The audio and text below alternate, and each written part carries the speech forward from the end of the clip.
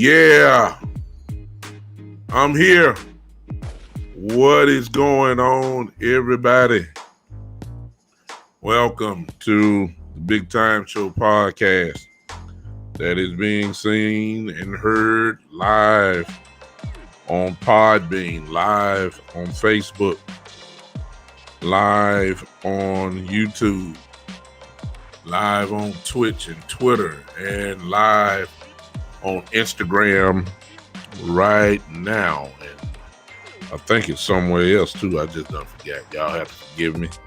But wherever you're watching or listening to me, even if you're listening now on the replay, on all of the various platforms that the podcast is being heard from, I appreciate anybody who will just listen to me for about 2 to 3 minutes. And then, of course, if you want to hang with me for the allotted time, I would appreciate it. So thank you for tuning in on this great Saturday at 3 o'clock. Listen, it is good to be here. A lot of football on right now. I am presently watching my nephew who just started, the Vanderbilt Commodores. They're playing Mississippi State. So if my attention gets a little distracted, certainly I believe you guys will understand, because I'll be watching my nephew who plays wide receiver for Vanderbilt, number 82, Devin Body Jr. So forgive me if I be looking a little crazy to the right or left. It's in the first quarter. Vanderbilt it just started, and Mississippi State is on the drive right now. So while I'm doing all this, hey, if you don't mind, will you share with me? And I'll speak to everybody that is here in a minute. In just a second, I see a comment. I don't know who it is yet, but whoever you are, I am going to speak to you, because I appreciate anybody who just chimes in and hang with me on today. I'll go ahead and tell you now, this is a Freestyle Saturday. I purposely didn't write any notes because I wanted you guys to kind of take over the show by just stating, whatever it is that you want to talk about. Hopefully y'all don't catch me too far off guard, which I don't think you will. But if you do, hopefully we'll talk about it on today. I am presently sharing, forgive my rudeness, by looking. I think I am about done now. Let me make sure.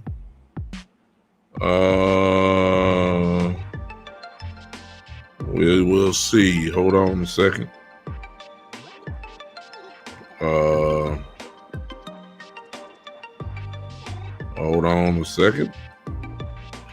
Oh, let me see what it is. Mark, hey, man. What's up, Mark?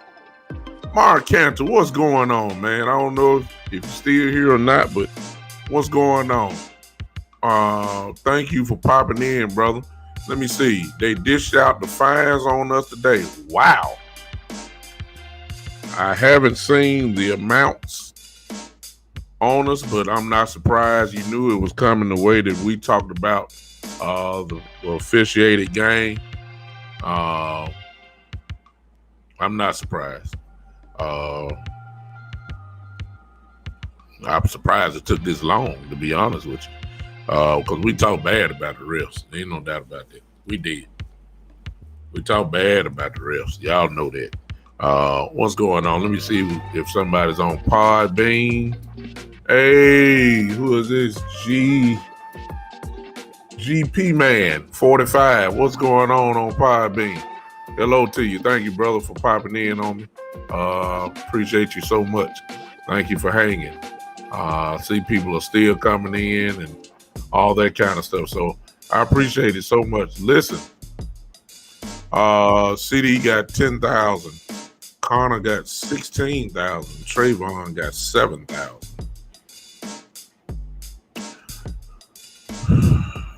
Mark, is this for what's up? What's up, Mike? Is this for the criticism of the refs because I was wondering what would Ezekiel Elliott get because Ezekiel Elliott didn't hold nothing back. So I was this for the criticism of the refs?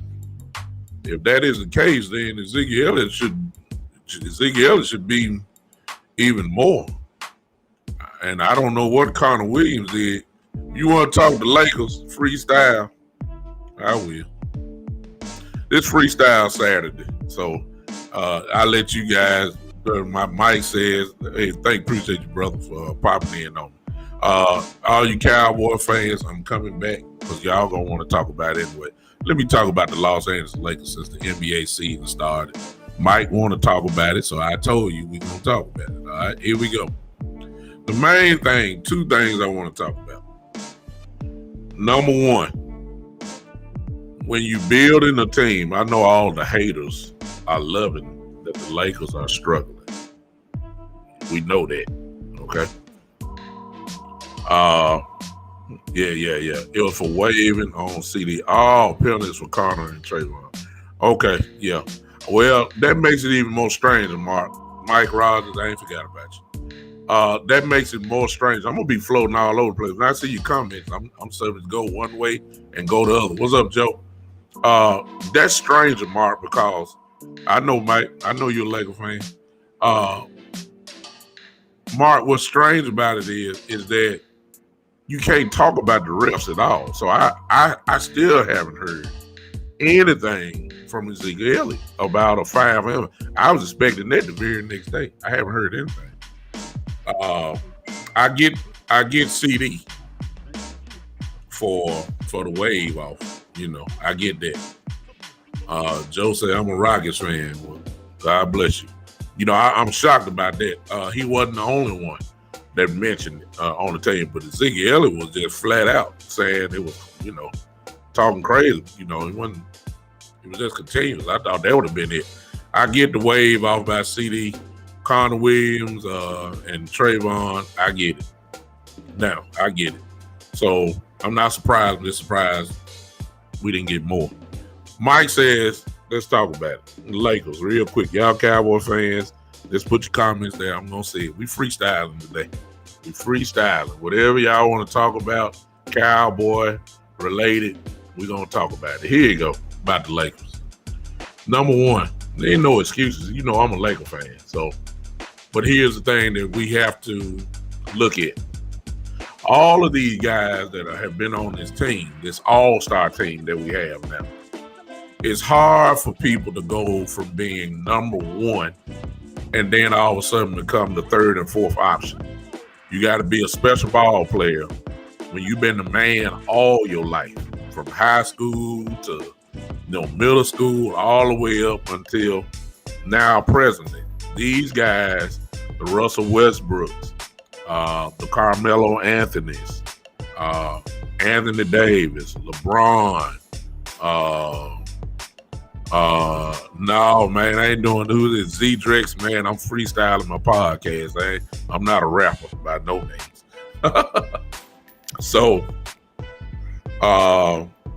we just going strictly Cowboy, Lakers, and other NBA stuff. That's what I'm talking about. I can care less about the other NFL teams, just like tomorrow. I can care less about who playing. I don't even know the schedule.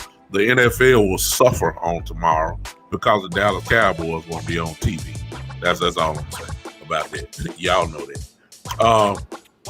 It's hard for guys to go to become the fourth option.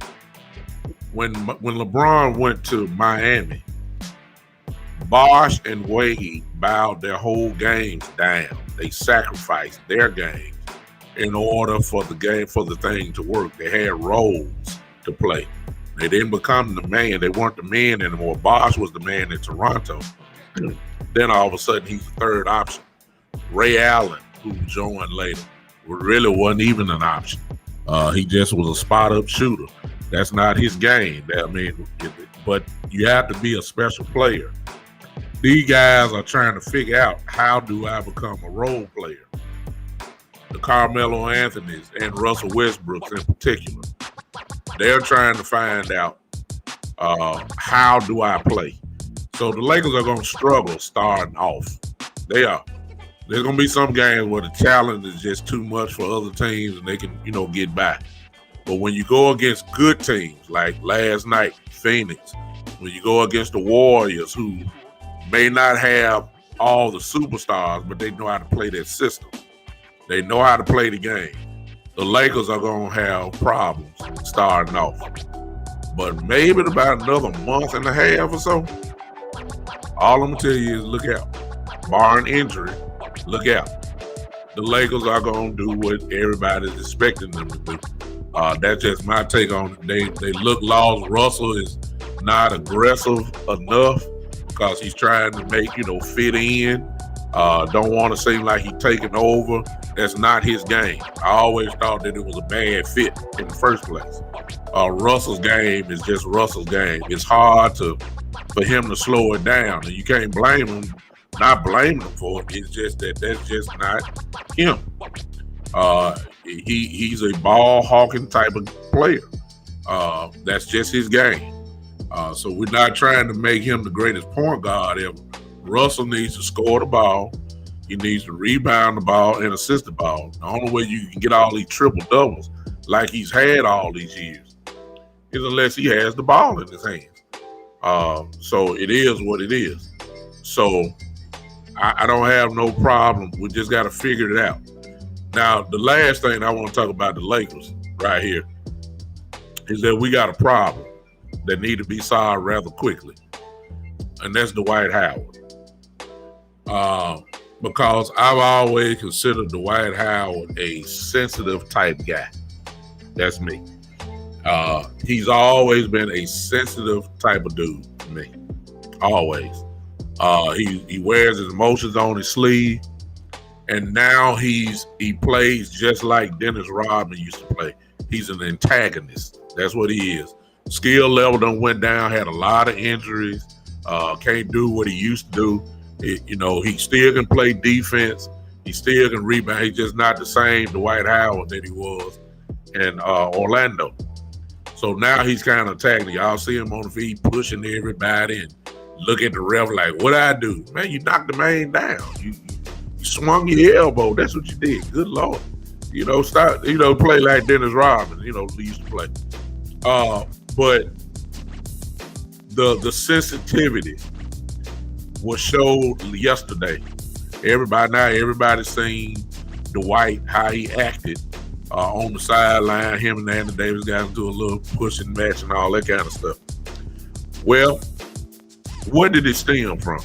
Now, Dwight Howard ain't gonna say nothing, but y'all know how. Y'all, we got common sense. Let's think about it. The 75th anniversary team came out. Make a long story short, Dwight Howard was not on it. He was not on it. Dwight Howard tweeted about it. Dwight Howard was upset that he was not on the team. He felt disrespected that he was not on the team. And when he came to practice or to shoot around the very same day, he had to go and stand side by side with a few guys that did make the team. LeBron James obviously made the team. Carmelo Anthony made the team. Anthony Davis made the team. Anthony Davis made the team. Dwight Howard did not make the team. Now, Dwight Howard should have been on the team. That's my opinion. His resume is too nice for him not to be on that team. 2 or 3 time defensive player of the year, all NBA performer, all multiple time all-star for years. And at the time in Orlando, he was considered to be probably the best big man in the game, maybe about 4 or 5 years. He was. When you look at Anthony Davis, what has Anthony Davis done? Other than win 1 championship, he's been an all-star, but he hadn't been an MVP. He hadn't been all defensive player, all that kind of stuff. So we could argue about that all day. I just feel like Dwight should have been there on the team before some of the guys that's on there. Okay. But Dwight had to go to practice and see these same guys.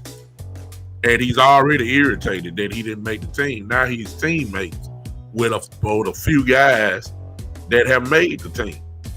And he's probably wondering how did some of these guys even names because how some of these guys made the team and he didn't. Preferably Anthony Davis. And I really believe that was the foundation of him having problems yesterday. That's just me. I can't verify it. I can't say that is the case. I can't say it. I just feel like that is the case because he did tweet about it. He was upset. Why everybody congratulating LeBron and Anthony Davis and Westbrook and somebody else, Carmelo Anthony. All those guys made the 75th anniversary thing. And he had to go to practice and look at that. And while everybody was saying congratulations, man, folks were looking at him like, dang, man, that stuff had to tick you off. I saw Dominique Wilkins talk about it because he made it, but Dominique Wilkins was not on the first initial 50th anniversary team. And at the time, Dominique Wilkins was the 7th leading scorer all time. We all know how Dominique changed the game, a force. But he didn't make the team, and Dominique was upset about that. He carried that stuff around for 20 years. He had to wait until now to finally make the team, and everybody's congratulating him. Everybody saying he should have been on there, and you can tell Dominique was still hurt by it. Dwight Howard had to feel the same way. Now, like I said, I don't know. I can't verify it, but I really do believe that irritated Dwight Howard. If not, he wouldn't have tweeted about it. He tweeted about it. So now he has to go to practice and play in the game with these guys. And part of him, no doubt, has to feel like, really? Yeah, I mean, I can't get respected for what I did. Anthony Davis ain't done nothing other than be a real good scorer and got one championship. Dwight saying, I got a championship too. And I got a resume. I've been Defensive Player of the Year 2 or 3 times. Now, forgive me for not knowing specifically. I know it's been at least 2. I've been all NBA too. I was dominant. And I can't get the respect, but you gonna respect this young guy who ain't done nowhere near as much as I've done? And you gonna put Anthony Davis ahead of me? Oh yeah, I'm irritated about it. That's what Dwight, I'm guaranteeing you. That's how he is. And he had to go practice and play with them guys. And I'm telling you, it could be trouble. I hope they get it together, but guess what? It ain't Anthony Davis that need to get it together. Dwight Howard better get it together. He's a journeyman now. He's trying to make his way in the league. Please understand, the Lakers will make a decision about Dwight Howard and Anthony Davis, and Dwight Howard going to end up with the short end of the stick. It just ain't no question about that. So Dwight better, don't tell the truth. Just say you're a little irritated, and you'll be all right. I'm quite sure he probably will make the 100th team. Problem with that is, hope God allows him to live another 25 years, and hopefully he can see it. That's the only thing you can hope for. But he didn't make the team. It is what it is. That's what I got to say about Dwight Howard and the Lakers. Let me get to the Cowboys now. Listen to this, you guys. I got some issues.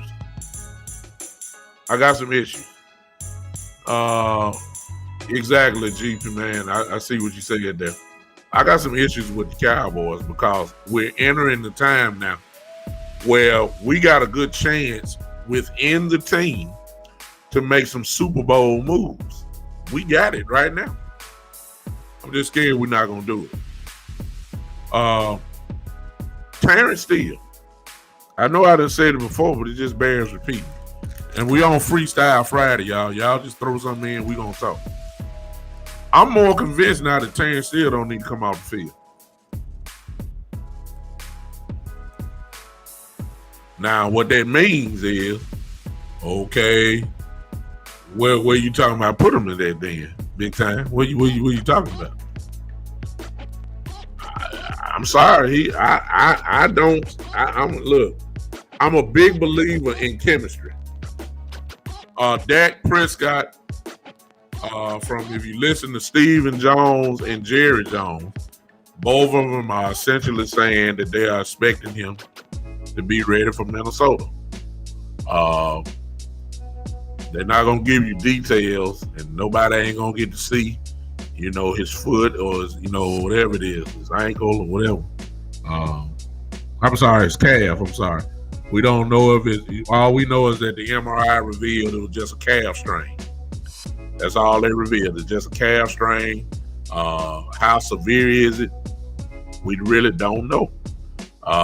But he was standing on it. Of course, he had the protective boot on, but he was standing on it. We know that's a good sign because when it comes to calf strains, for those of us that have had them, or for those if you know about it, you can't walk on that thing at all. If you have it, you just can't. And you're gonna be out a few weeks. So I'm quite sure Dak is rehabbing on this bye week. I'm quite sure he's around the clock doing whatever he has to do to try to get himself ready for this coming up Sunday against the Vikings. No question about it. I believe he's going to be fine. I'm also at this point, Mike, that it really don't make a difference if Dak is fine or not. He's on a mission.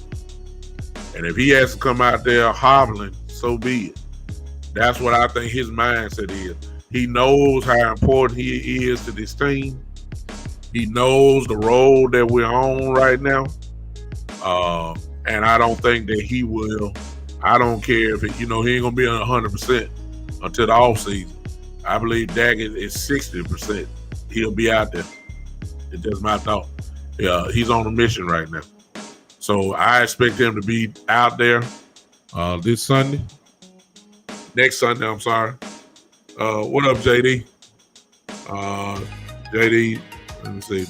JD said, I don't think we should trade Gallup. If we are serious about a run, depth would be a key. I'd rather keep him and take our chances. We would get a compensatory pick for him anyway if he walks after the season. I totally agree with JD there.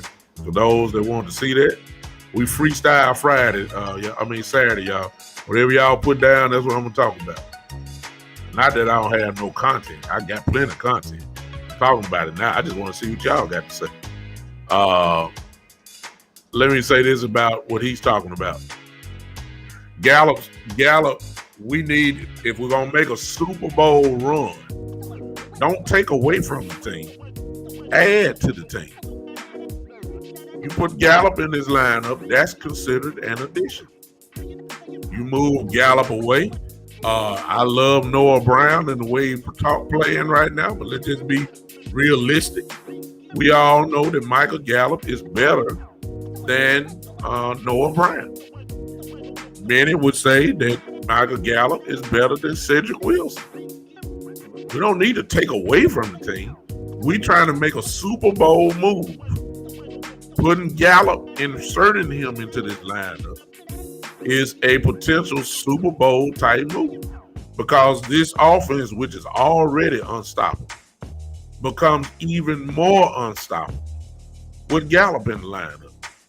I mean, I love what Cedric Wilson has done, but Cedric Wilson don't scare me. I'm not knocking Ced at all. Michael Gallup, CeeDee Lamb, and Amari Cooper out there at the same time. That's scary.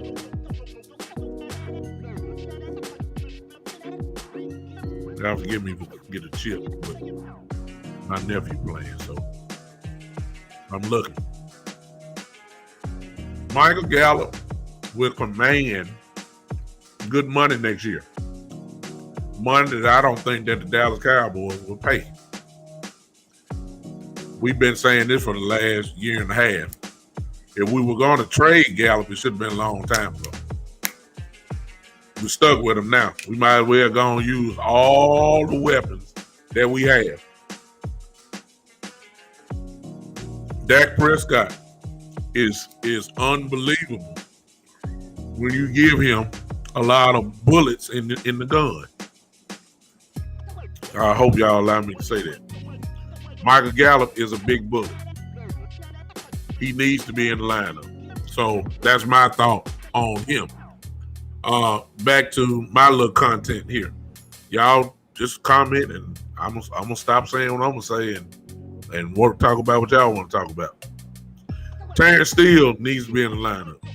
I'm sorry. I'm convinced now. Some of you saying, where you going to put Collins? Where you going to put Collins?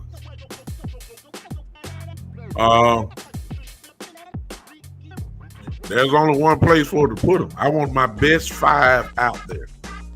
I want my best 5 out there, regardless of position or if they can play the position. My dream would be that Collins would move to left guard and Steele would play right tackle. Or my next dream after that one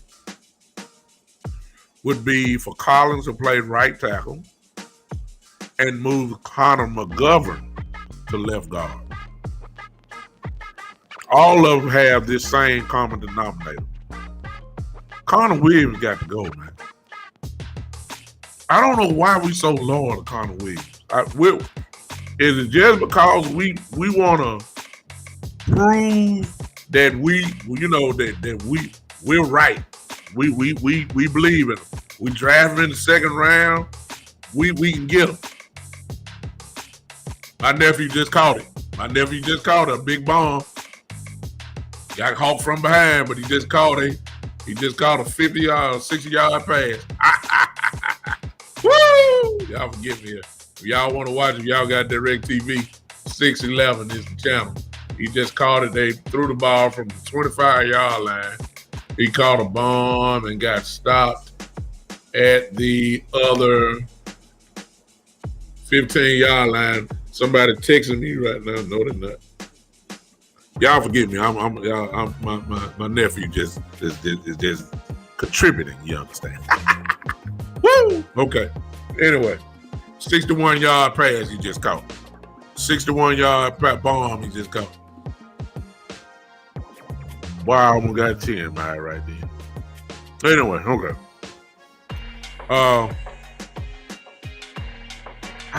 Woo! My nephew might get 100 yards today. Anyway, okay. What was I saying? Y'all forget. I'm sorry. I'm freezing. Look, I'm sorry. Dream scenario. Connor McGovern would be my dream. Why are we so loyal to Connor Williams? Why? Because you're going to try to make it, you're going to try to make $1 out of 15 cents with Connor Williams. The truth be told is this. Watch this about Connor Williams. Y'all remember Sula Fulo? He was better than Connor Williams. They ain't let him play. Huh? It's another guy. I'm forgive me for not. I'm distracted right now. It was somebody else that I'm thinking about that was better than him. Why are we so loyal to Connor Williams? Why? He is not. We done tried long enough. He's not raw, y'all. I need my best 5 on the field. Terrence Steele deserves to play. He does. I hate for him to go back to the bench. I really would. And I understand that Collins is this, and I don't look. I need Steele on the field. The chemistry is there. Terrence Steele is knocking people off the ball. Terrence Steele is moving people out of the way. Honestly, JD said, honestly, our weakest link on O-line is Tyler Biadasz. If McGovern is working to back him up, he might become a starter if Biadasz doesn't pick it up with his mistakes, handling the ball and penalties. But by now, JD, if McGovern was that better at center, everybody, I think that he's better than Tyler. Why isn't he on the field by now? That's my question.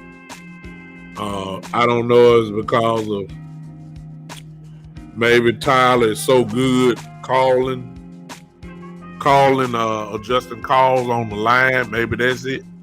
It could be as simple as how well does he do. It could be just as simple as can he hike the ball from the shotgun position. I mean, I'm just saying. It's just me talking. JD said because he is a guard, exactly. But he can play he can also play center. Which is go back to what I said. If you tell me Connor McGovern is moving in at left guard and Collins is back at right tackle, I'm very happy. That's even with Tyler at center. I'm extremely happy because Connor McGovern and Tyron Smith will dominate on that side, just like Zach Martin and Steele are dominating the right side. So you only get better. I'm talking about some Super Bowl moves. Putting Connor McGovern in is a Super Bowl move. Why? Because your line just got better. Adding Collins, I'm not taking nothing from Collins. Even if Steele goes back to the bench, putting Collins in, as long as he's healthy, your offensive line just got that much better. See what I'm saying? We can't. I'm talking about Super Bowl moves. Collins could be the running game, as we all know, have seen, is working. Okay? Now you put Collins back in, it gets better. Because Collins is a mauler. I don't have no problem with it. I just want my best 5 on the field.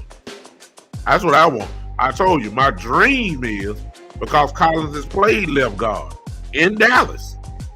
He's played it. Move people out the way. My dream would be to put Collins back at left guard, get Connor Williams out of there, then put leave Steele out there at tackle. That's my dream. I know that ain't gonna happen. But man, Connor Williams has got to go. He getting pushed around. He's just not strong enough. He really not. We trying to make $1 out of 15 cents with Connor. Connor was not a guard coming out of Texas. Connor was a tackle. We made him a guard coming into the league. He was not strong enough. He was not big enough. And he's gotten better. Yes, he has. He's gotten better. But he's still not there. Now when I got guys on the team that obviously probably is a little bit better. Connor McGovern is the truth, y'all. I don't know if y'all know that or not. Connor McGovern is the absolute truth. Hey, everybody that's listening to me, Miss Victoria and Saturday Night Smoke, what's going on, man? Adam Brook, hey, what's going on? So, hey, Power Ben, y'all talk to me. Throw something up. We're going to talk about it real quick. JD says he's got to clean that up, though, that at some point can mess with the chemistry of time and of that. Do not need them mental mistakes. I agree. You still talking about Tyler. I agree. 100%. We got a quarterback coming off a major injury back there. He can't afford anything. Let me see what JD. JD, I appreciate you almost like my co-host right now. JD, what are you saying now? JD says, this is the big time JD show right now. JD said, honestly, I hope the guy McCarthy is cleaning up his clock management issues. It was a concern, and I hope that it gets cleaned up before it costs us games. Unfortunately, JD, we don't know if he's advanced or not until we get in those spots. So far, he hasn't done a great job at all when it comes to that. Fortunately for us, we've been beating people pretty good, with the exception of the Tampa game, of course, we lost, and the last game against the Patriots, where it showed up again. You're absolutely right. He could come back to haunt us, but we're going to find that out. I don't like some of the coaching decisions, too. There's a thing to have confidence in your team, and then there's another thing about being too arrogant. The New England game, we did that. He had confidence in the offense on that 4th and 1 early in the game from about 34-yard line, I believe. We didn't get the first down. You give it to New England, short field, they score a touchdown. But you got so much confidence in your offense to score that you really ain't really worried about it. You're trying to show confidence. Man, punt the football, man. See that? And we've been aggressive on a lot of 4th downs this year, which some of you like. I'm still kind of skeptical because we struggle in short yardage. Let's be honest. When you got this type of line, I don't care what's going on. We shouldn't be having to take 4 downs from the 1 yard line trying to get in the end zone. Not with this line.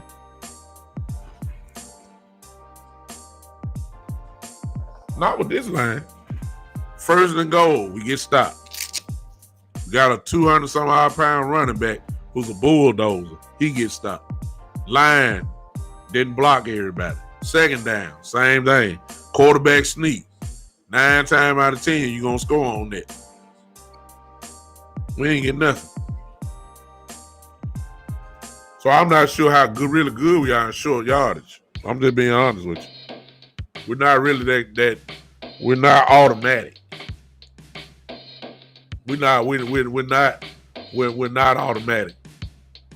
Let me get to Joe. I see you, Joe from Italy. Man, what's up, Joe?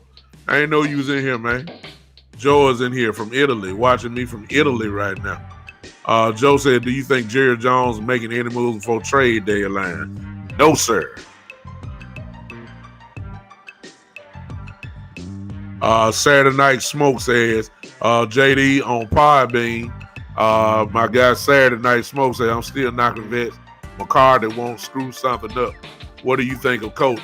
So JD, you got a tag team partner here on Podbean who's pretty much saying the same thing. Here's what I think of McCarthy. When Mike McCarthy got hired, I just don't believe 100%. Now I know what he done said. I just don't believe. Mike McCarthy's best attribute that he contributes to a football team is his play calling. He won a Super Bowl being a play caller. And please don't say, well, he had Aaron Rodgers. Well, he had Aaron Rodgers right after that too and didn't win. So I'm not going to say that. I'm saying the bottom line, his resume says he's a Super Bowl winning coach and he called the plays on offense to get it done. That's his best attribute. He got to hire everybody on his staff with the exception he could not do anything with Kellen Moore. Now, I don't know I don't believe, that's just me. And I may be 100% wrong. I just don't believe that Mike McCarthy was 100% sold on that idea. I believe that, I ain't saying McCarthy wanted to call plays. I just don't think that we don't know what his contribution is during the week. I'm quite sure Mike McCarthy is in on offensive game planning. I'm quite sure. I'm quite sure. But he's a CEO, Saturday Night Smoke. That's what he is. He's just a CEO. He does not call absolutely nothing in the game. The only contribution that he has in the game is to tell Kellen Moore, we're going for it on 4th down. That's it. I don't think he messed with Dan Quinn at all. I just don't think so. I'm not saying he don't know defense. I'm saying I just don't think he messes with Dan Quinn at all. So if he's not messing with Dan Quinn, and then if Kellen Moore is calling all the plays, then what is he doing? He's not the greatest motivator in the world, but he does what he has to do. But he's more of a CEO. Now, as JD said earlier, JD says the clock management is horrible. Okay, and I think we've had enough evidence now to support that claim. I don't think he's just not that raw at clock management right now. Fortunately for him, the offense scores so many points that it's hard for other teams to keep up with him. It's too hard. And so he's covered by the blowouts. Tight game situations, as JD has said here, and like you said, Saturday Night Smoke, that when we go against, let's put it this way, let's say we make the playoffs, which I think we are, please understand that all these games ain't going to be no blowouts. We all know that. Gonna be some close games. And when the sweat starts flowing a little bit heavier, and when your brain, your adrenaline gets flowing, and if you ain't making good decisions now, I don't know. Hopefully, as JD said, hopefully he cleans it up.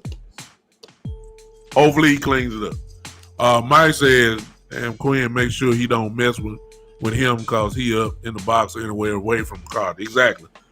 But I'm not sure that he's, the headset is on, Mike. We don't know what the coaches are saying. We don't have the mic. I'm quite sure during the game, Coach McCarthy had said something to Dan Quinn, perhaps about, hey, can we put some more pressure on the quarterback, or coach they're running 3 wide or 3 wide receivers set. I'm quite sure that's going on in the game. But as far as impact on the game from play calling, it ain't got nothing to do with nothing, offense or defense. It ain't got nothing to do with special teams. I just don't. He's a good CEO as of now because you can't argue with the record. We're 5-1. We 5-1. So I'm not gonna say he's horrible. I have said I'm in agreement, total agreement with JD and Saturday Night Smoke that we're having problems, with clock management, late game situations, stuff we're doing at halftime. We're having some questionable things that we've seen already. JD says, no, DQ is not head coach material. He would definitely need more of a season sample to get another shot as head coach.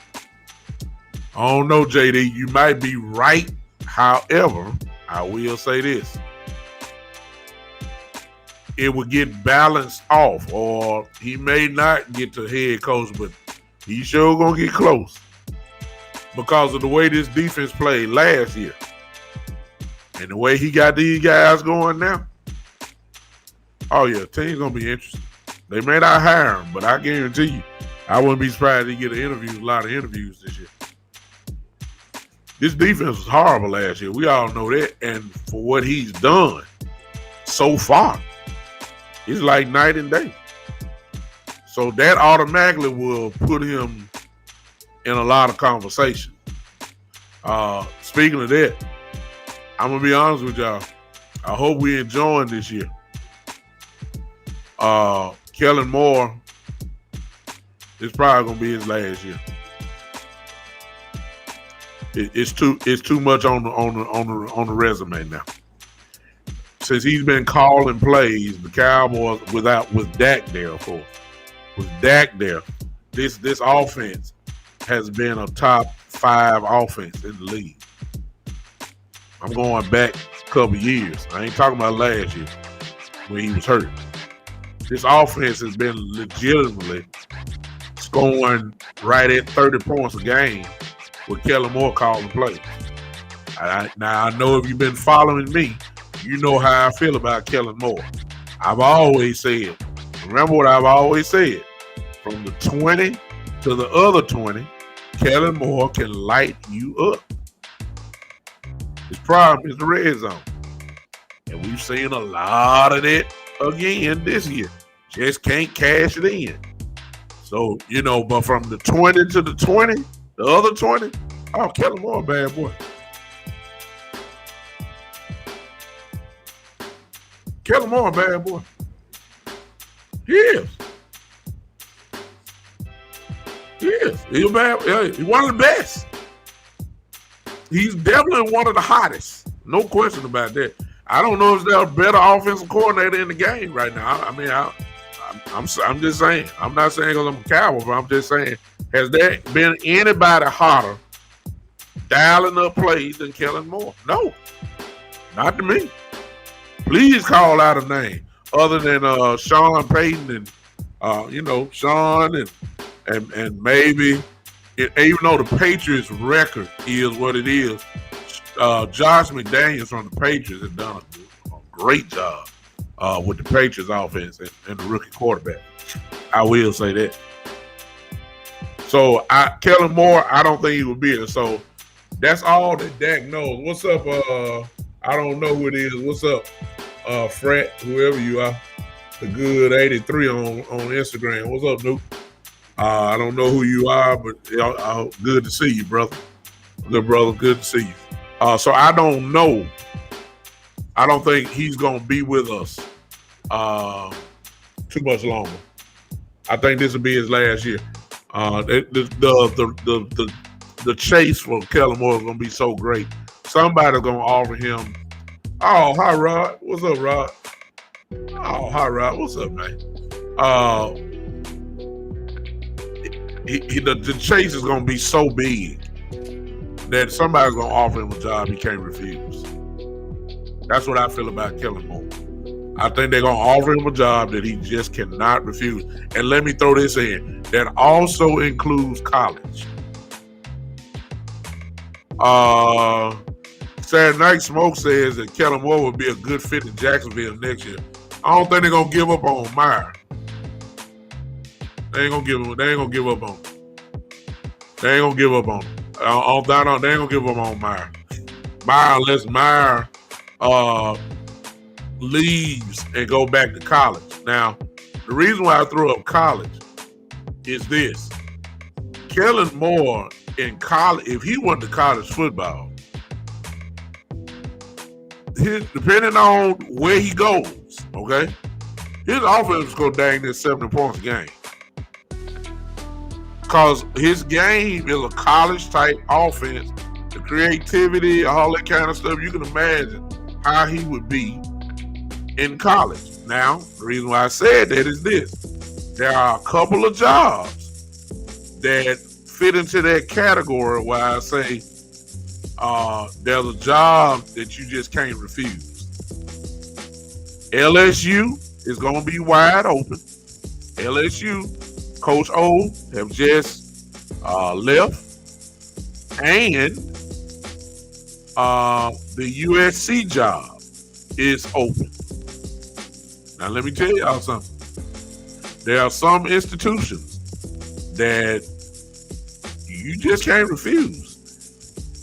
And if you think Boise State came after him, I guarantee you one of those two schools I just named will come after him. JD says Moore probably going to the Raiders. Bears might be involved too. Well, let's look at this. There are some jobs, however, that you don't even want to tackle because you don't want to be fired within the next 2 to 3 years. That's why I'm going Saturday Night Smoke. That's why I'm going to eliminate Jacksonville. Even though you got Trevor Lawrence there, got a good running back in James Robinson, you need a whole lot more. And unfortunately, in the NFL, the NBA, all that kind of stuff, if you don't produce something within the first 2 to 3 years, you subject to be fired. They don't give you time to build. So I'm in agreement with JD here, who says that Moore will probably going to the Raiders or the Bears. The Raiders are already loaded. Defense, long as Carr's there, offense, got a world-class tight end. You got a world-class speedster in Henry Ruggs. You got a great running back in Jacobs. They got a few Pro Bowlers that are already on offensive line. The Raiders are stacked. Plus, let's be honest, the Las Vegas job, Lord have mercy, that's Las Vegas. Oh my God, come on now. That's a dream job. The Raider organization is a dream job. The location, brand new stadium, a stacked team already. Oh, come on now. That's a job you can't refuse. Kellen will be out of the NFC. Oh, yeah. I mean, I don't want him in the NFC. I don't want Kellen Moore in the NFC. I don't want him there. The Bears. Well, the Bears have a great defense. We all know that. You got a young, upcoming, great, look like Fields going to be pretty good. Good quarterback. Running back, not that great. You still got a pretty good wide receiver in Allen Robinson. So the emit the I'm sorry I can't pronounce the tight end name. Emit, I believe. EMIT, if I'm not mistaken. If y'all know it, please help me. Whoever he is, he's a good tight end, big kid. Big kid, can catch balls, soft hand, can catch the ball. Chicago has a good team that you can build off of. Chicago probably won't make the playoffs, so now you throw in the fact that Chicago will probably have a pretty good draft pick. Well, I mean, you throw a first round draft pick, don't know what that is or who they might be targeting, but come on now. Dan Quinn is doing more. Joe says Dan Quinn is doing more than Kellen Moore with less talent. I agree.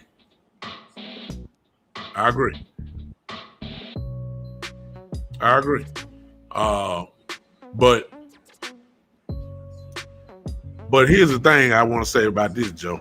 And if you don't agree with me, just let me know. We all family here. The talent was there all the time. We just needed the right scheme. I don't think it's about the talent. The talent is there.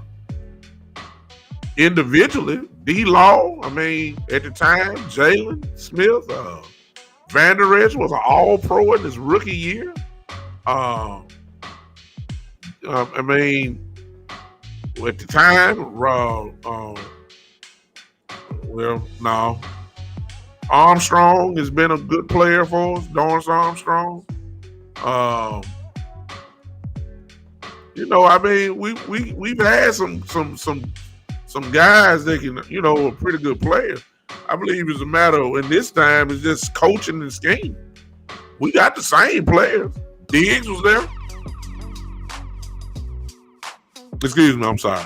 Mr. Lord have mercy, Diggs. I'm sorry. That's how we address, at least on my show. At least that's how I address him.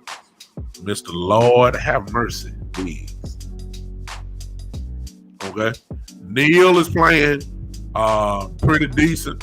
And the Brown. I don't know if y'all been checking out the stats. And the Brown has played pretty good football, y'all. I know that don't sound right. And I know it may not be popular what I just said, but it's the truth. And the Brown has played good football. That comes from coaching. This team is good. I just don't know exactly, Joe. That's what I'm saying. We had the same talent. Just coaching. Putting your players in the right position so that they can win. That's really the key. You ain't got to be the most talented. When you have a great scheme and great coaches that know what to do, you're going to win a lot of football games. You really are. Dan Quinn knows defense. Nobody can argue that. So he knows what to do. Okay? Kellen Moore obviously knows offense. Guess what? 30 points every game, just about. Huh? JD says Brown holding the fort down, the boss man will be ready.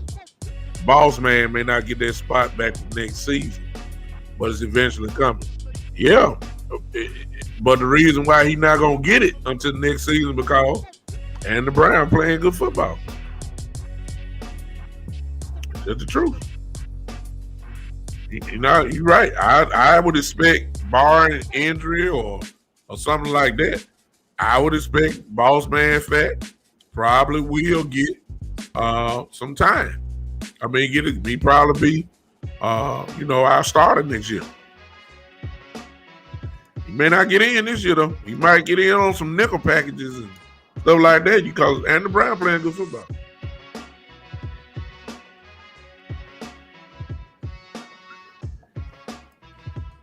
Exactly. JD is absolutely right. As we all know, Boss Man ain't been on the field yet because he been injured. COVID and injuries. There's no rush for Boss Man to come back too quick, too. Let me throw that in. We all right. I want to see him. Saturday Night Smoke on Podbean says our safeties have been liabilities for years, though. Not this year, though, Saturday Night Smoke. Not this year. Matter of fact, we got too many. Because if y'all didn't notice last week, Donovan Wilson came back last week. And you can feel the impact. He's a dog, y'all. He's back. But you can't take Curse off the field. You see what I'm saying? Curse has been playing lights out football. Lights out football. KZ ain't gonna make it. KZ finna get suspended eventually. And he gonna be missing, and KZ spot will be gone. Okay, so who's that battle between? Hooker, again, maybe Donovan, who can play both safeties. He ain't got suspended yet, JD. I think he probably gonna get something.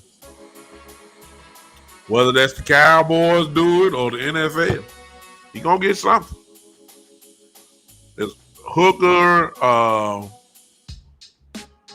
God, I hope he stay healthy. See, if Hooker was, let's just be honest, for those that know football and have watched other players from other teams, let's make no mistake about it. If Hooker was not hurt all the time, or Hooker wouldn't even be in Dallas.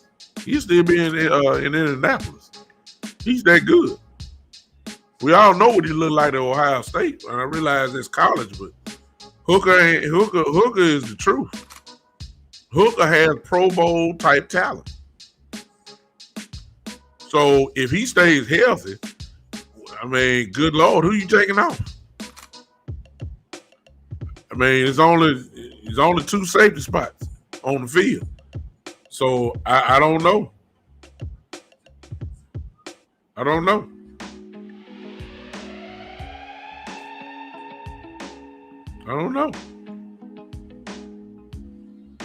I really don't know. That's a good observation, Saturday Night Smoke. I believe everybody gonna get some time. It's kind of like Boss Man. You know, you're gonna give him some time. It's a possibility that he might be ready to go against Minnesota coming up a couple weeks. It'd be interesting to see how much he gets. It's gonna be interesting, but you can't take Anthony Brown off the field right now. I know that's crazy for me to say. I can't believe I'm saying this, but you can't take Anthony Brown off the field right now. He's earned the right to stay on the field. I have to admit it.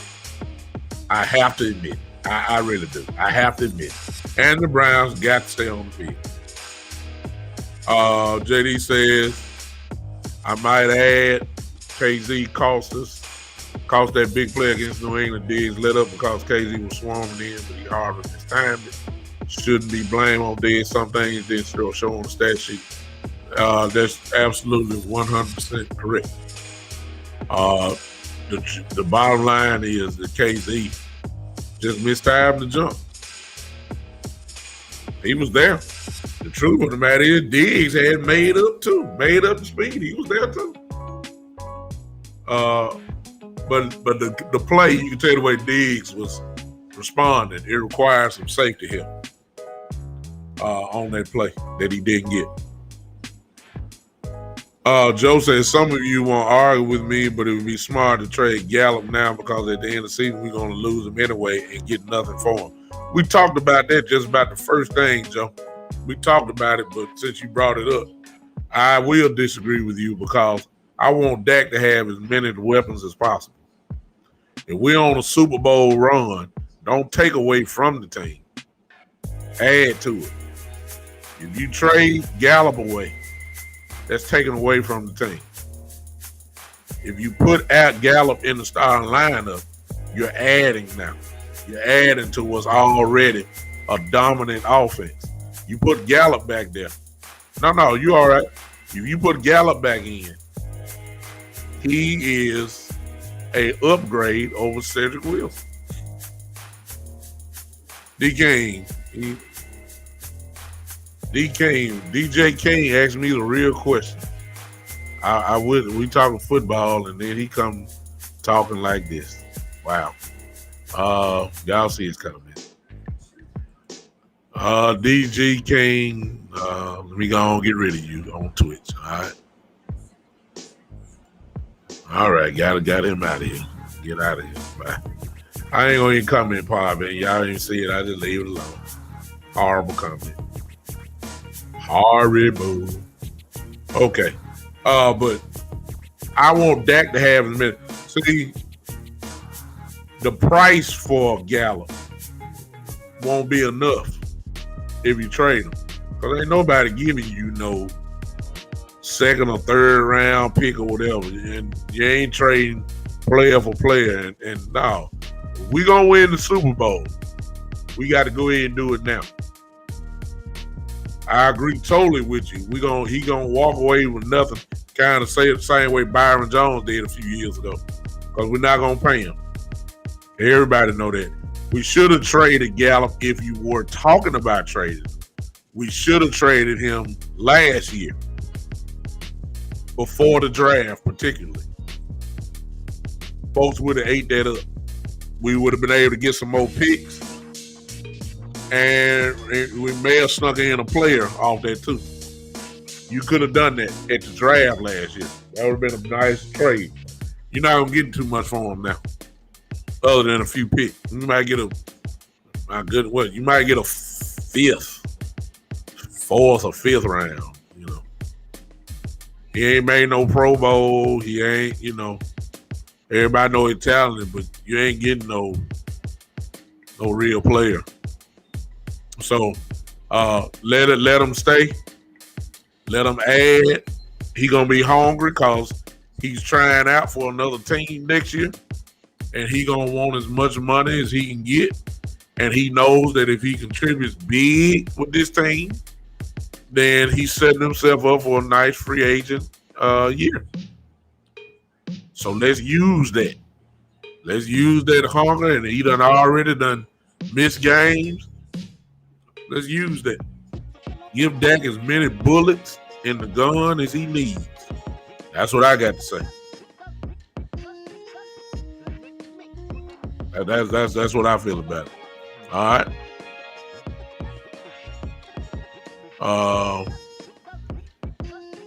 JD, I'm big time. I ain't Big Show. That's in WWE.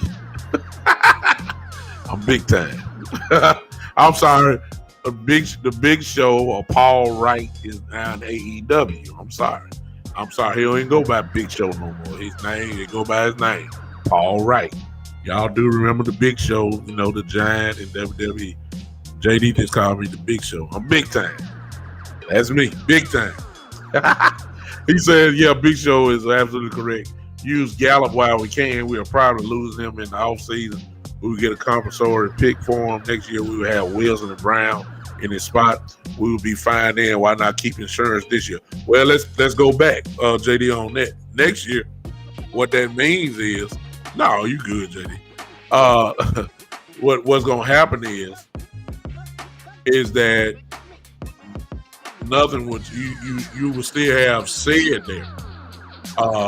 Noah Brown, Lamb will move to the outside, and that ain't counting the draft, man. I mean, so we don't. And let me say this: the attractive part, exactly. The attractive part is this, JD. Let's throw this in. See, when the Cowboys start winning, and you got a team that you know is a Super Bowl contender, free agents have the tendency to want to jump on board. Let me throw that in. And certainly, this team is nowhere near stopping. This thing is only going to get better. When they start seeing how well that goes for all that goes also for the defensive side of the ball. Once you see how this defense is going, and if Dan Quinn stays, you're gonna have some defensive players that are going to want to start playing with the Cowboys. When the last time we heard Freddie say, "Hey, I want to play in Dallas"? I heard what Michael Parsons said. You know, he got drafted, but we ain't heard no real big name free agent that want to come play with the Cowboys. Well, winning and having a stacked team attracts free agents. So I ain't necessarily saying Noah Brown or Cedric Wilson will be in that third wide receiver slot, simply because, you know, it's kind of like Buffalo, who got Emmanuel Sanders in Buffalo. You know, I'm saying, but he went there because Buffalo seems to be a team that is a serious Super Bowl contender, and he jumped on the bandwagon. Now he's doing what he does there. I'm saying players like that. Emmanuel Sanders, Randall Cobb went back to Green Bay, even though he's older. But he believes that Green Bay plus he played there, of course, has a chance to make a move. That's what happens when teams start winning. We're winning right now. Some of you guys are the free agents next year. Please understand, they see what's going on. And some of you guys want to win the ring. So some of you guys ain't worried about the biggest payday. Some of you guys want to have a chance to win a ring. And let's just be honest with you. If you ask people right now as we speak, the Dallas Cowboys is a name that's in the conversation. There's a team that's saying, look, team here loaded. This team ain't going nowhere. This team can cause some serious damage. I might want to roll. Huh? So I don't know. Here's speaking of that. I don't know when can you do contracts. I don't know.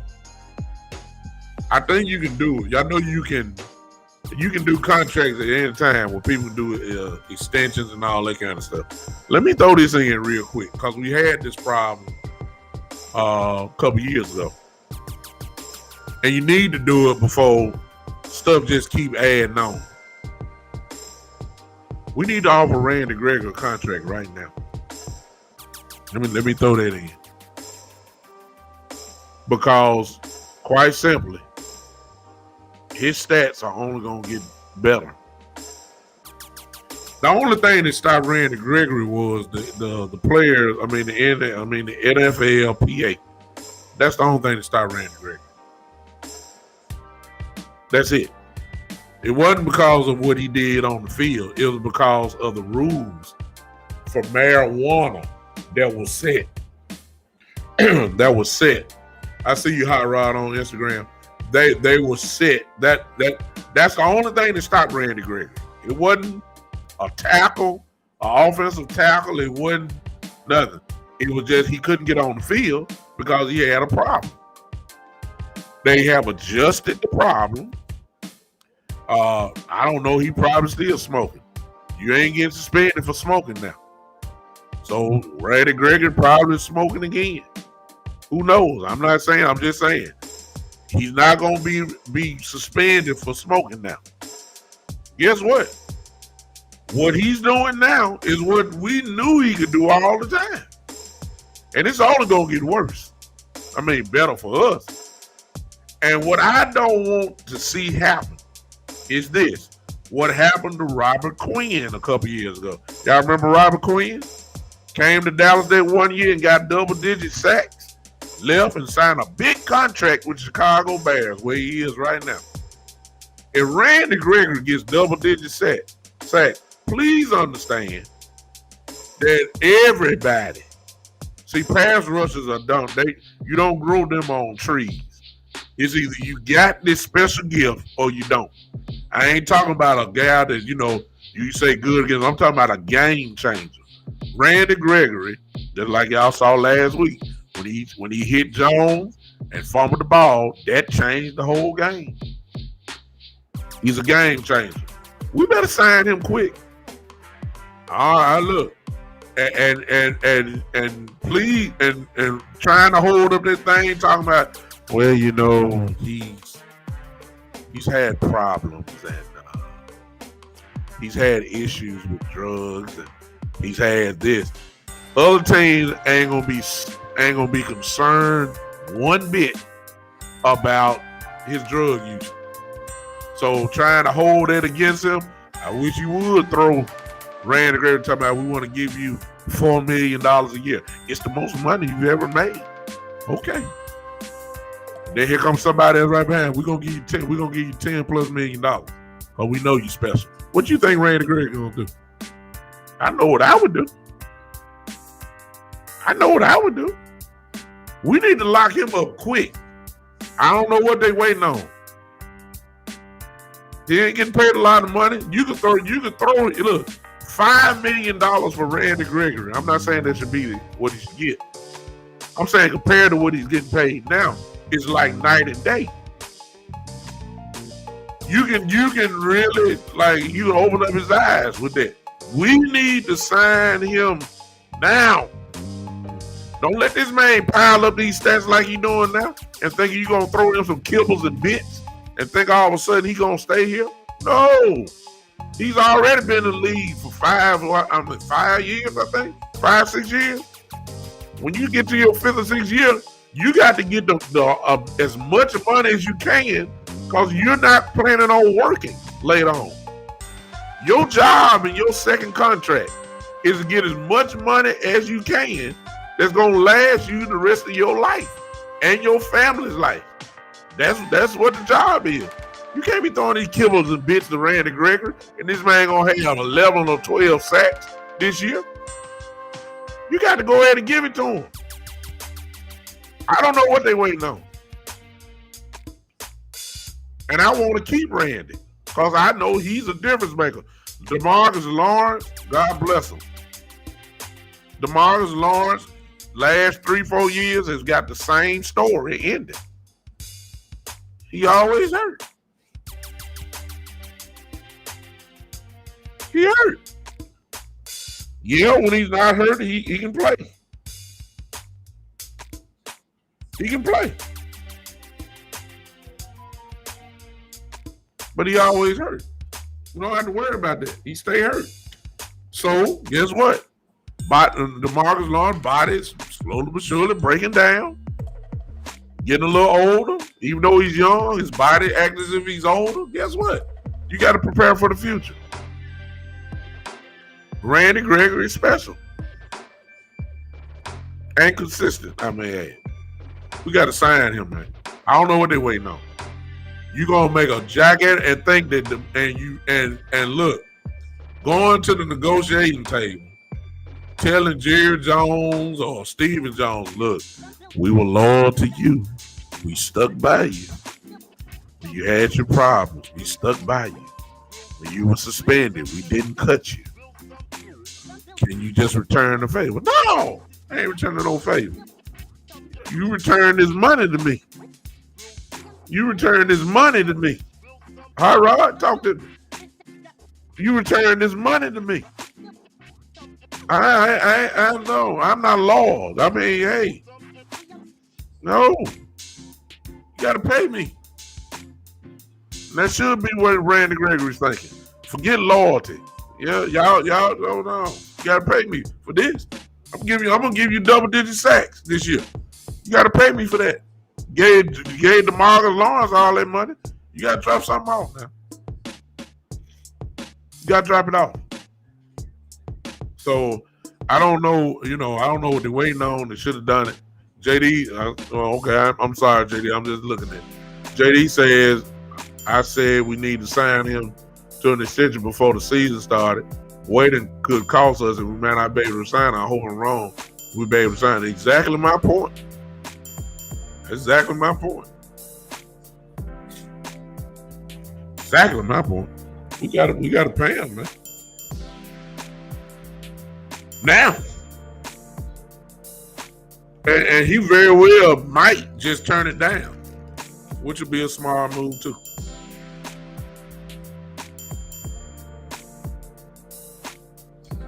He set himself up for a big payday.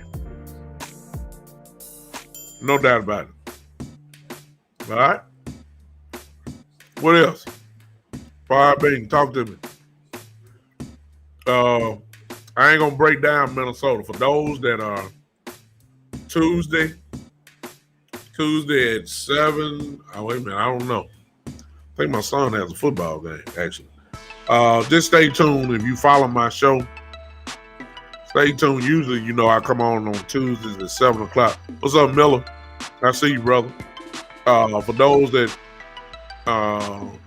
know that watch my show, I come on Tuesday 7:30. I think my son has a football game on this Tuesday. However, so I'm not sure I'll be able to do it this Tuesday. If you follow me, my personal page or the Big Time Show page or wherever you listen to me from, let me see who's on here. I have somebody on Twitch. Okay. Hey, Mike, what's up, man? If you're doing that, just stay tuned, and I'll let you guys know when I'm gonna come on beginning next week. Joe says his agent probably telling Randy Grant to wait till the end of the season. No doubt about it. That's what I would tell him. No doubt about it. We waited too late. But at the same time, from the Cowboy side, okay, you never had a train. Hey, Mike, you from Colorado right now. Okay. Appreciate you, brother. Thanks for popping in on me.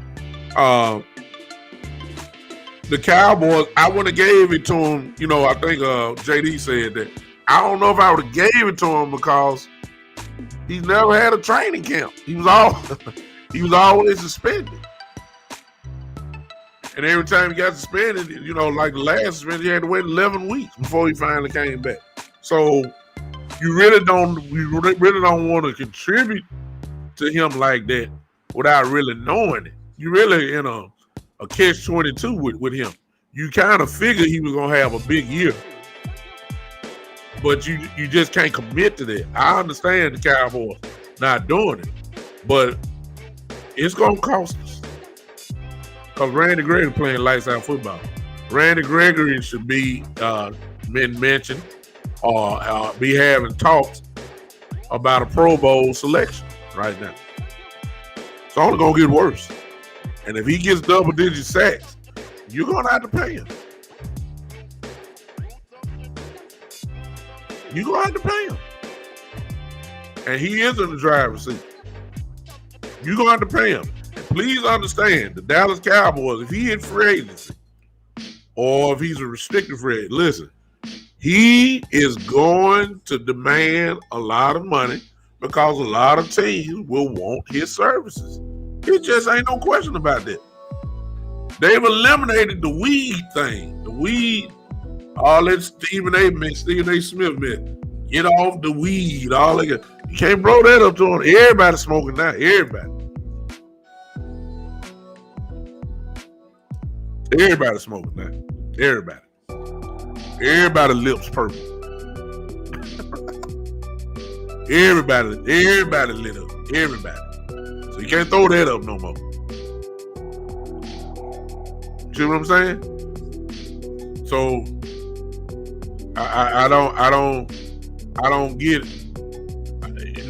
It was a catch-22. When you look at it from both sides, you understand why the Cowboys wouldn't put a financial commitment to Randy Gregory at the beginning of the season because you just didn't know what he really had.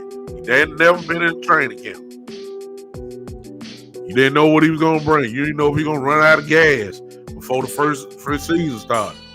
He's getting into his groove now. And it looked like, if you ask me, I fully believe Randy Gregory going to have a double-digit sack year. No question about it. I'm almost about to say that Randy Gregory going to be in the Pro Bowl this year. The way he's going. I believe that too. So when he gets to the negotiating table, he's going to have to say, look, this is what I can do for you in a full season. Y'all see this? You see these double-digit sacks? And I'm not the featured guy. He lost the featured guy. I'm just on the other side. This is what I can do for you. Then I made the Pro Bowl. Huh? This is what Randy Gregory is going to bring to the table.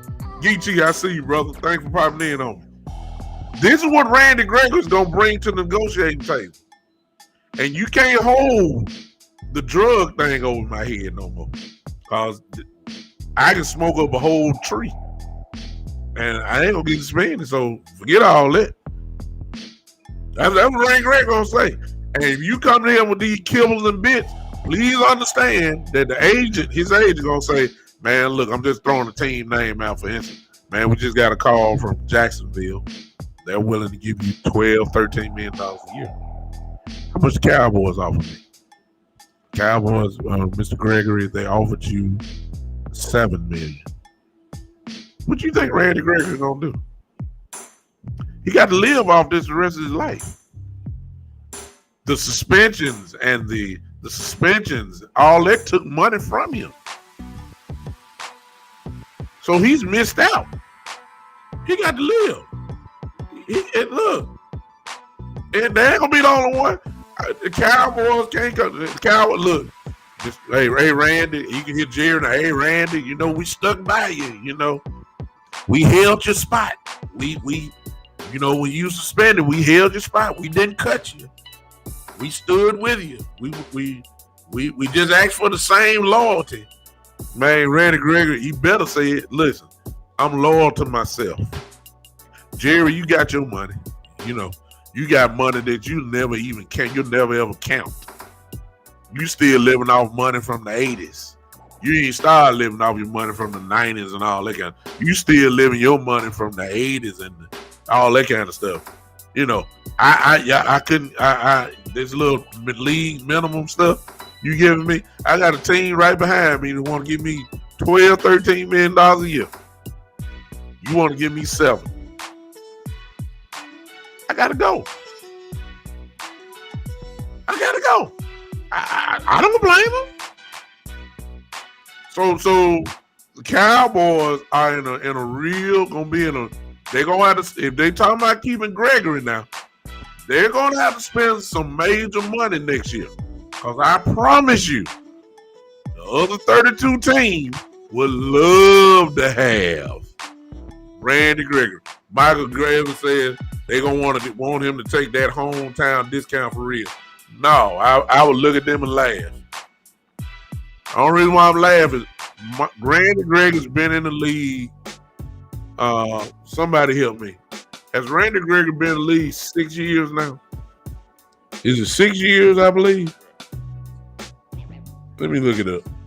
If somebody get it before me, go ahead and put it up for me if you don't mind. I think Randy Gregory's been in the league for 6 years now. I think I'm right. 6. It's either 6 or 7. I'm looking at it now. Y'all hold on. Because see, this will explain to you why he ain't really worried about doing no favors. I wouldn't be. But I ain't forget that. I'm loyal to myself. I got to live off this. Let me see, y'all. Let me see.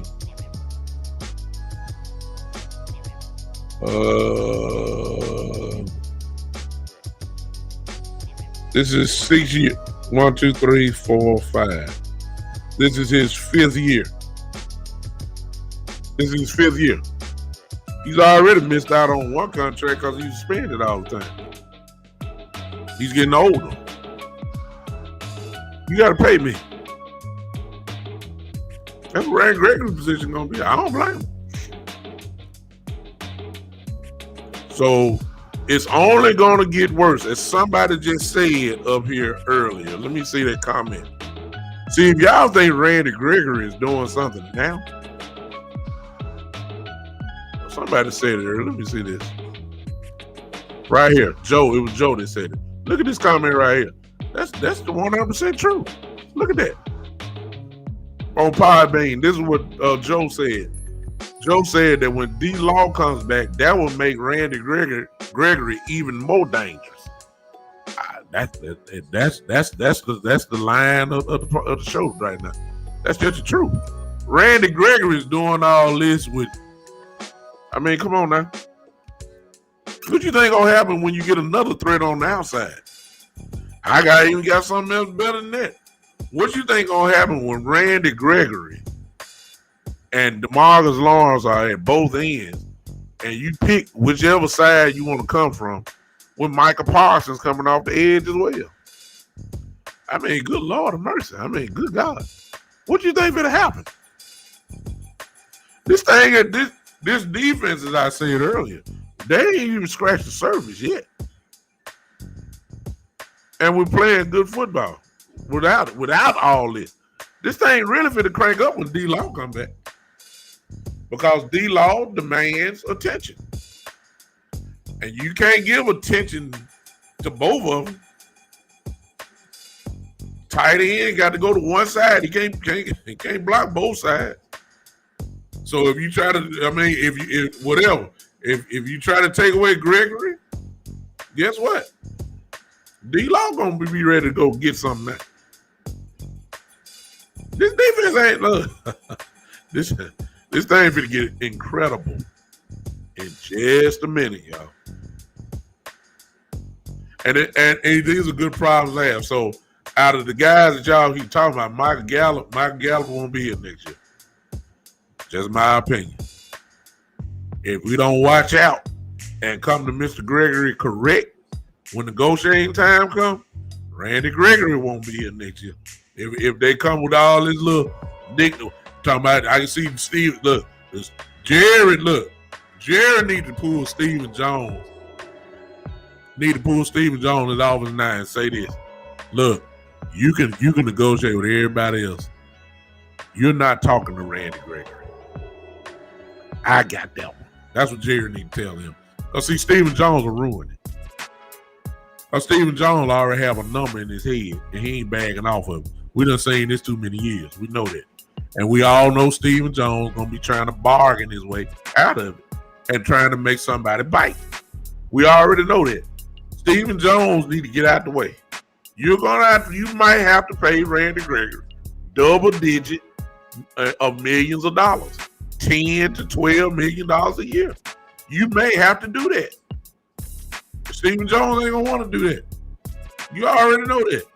Jerry Jones need to tell Stephen Jones now, when we do this negotiation with Randy Gregory, I'm gonna take care of this first, and then I'll let you know how much money. You let me know how much money we got left. But Randy Gregory got to be signed.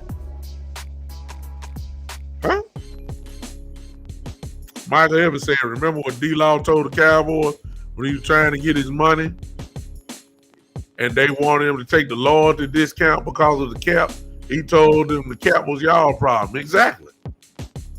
And let's add something to this, Michael Evans. Remember, D-Law was scheduled to have surgery. D-Law refused to have surgery until he got signed. Remember that? He put him in the trick bag because the longer that he stayed away, and D-Law was extremely needed at that time. The longer he stayed away, the longer it was going to be before he came back. He forced it. Once they signed him, he wouldn't have had surgery. It's a couple games, but that's their fault. He wanted to be secure financially before he put his body back on the line for him. Smart move. Randy Gregg gonna do the same thing. Randy Gregg's gonna be simple though. It's gonna be like, what y'all just offered me? Really? You do realize that the Jacksonville Jaguars just offered me $12 million, right? You do realize y'all, the Cowboys, just offered me 5 or 6. You do realize that ain't, huh? Come on. Just telling y'all, in this game here, forget loyalty. If Jerry Jones track record show you ain't loyalty. Once he use you up, loyalty kind of go out the door. It's the same man that cut Emmitt Smith. Do I need to remind y'all of the track record? Where the loyalty then? It's the same man that let Jason Witten put on a Raider uniform. Where the loyalty at then? It's the same guy that cut a producing Terrell Owens. Where the loyalty at? It's the same guy that let Dez Bryant walk. Where the loyalty? Do I need to keep going? So loyalty don't mean nothing. No. Before you get me, I'm gonna make sure you pay me. Loyalty don't mean nothing. You let Emmitt Smith go. Come on now. Come on, y'all. No, you ain't trying to do no. You ain't trying to do. Jerry Jones will be all right. Jerry Jones has got money that he will never count. Jerry Jones go to sleep at night and money just on top of money.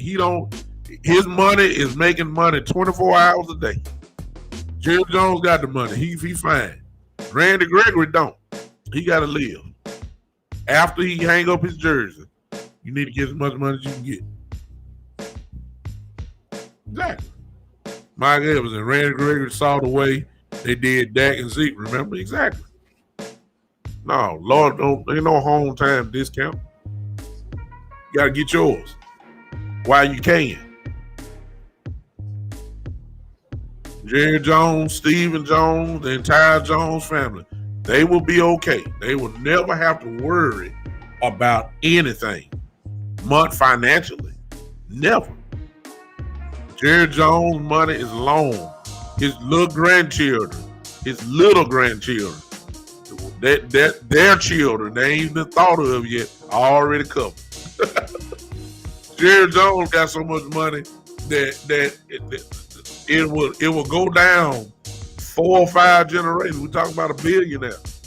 You know, this money is long. Randy Gregory is on league minimum and stuff like that. You got to pay him. You got to pay him. Huh? Exactly. That's another key thing. And maybe that's what they're waiting on. Michael Evans bring up a great point. And the salary cap is going up.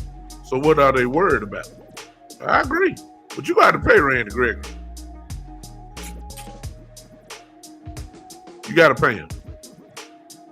We should have, I can't say we should have because we didn't know what he was going to bring. But we see it. And we're going to pay the price for it. It's just bottom line. It really is.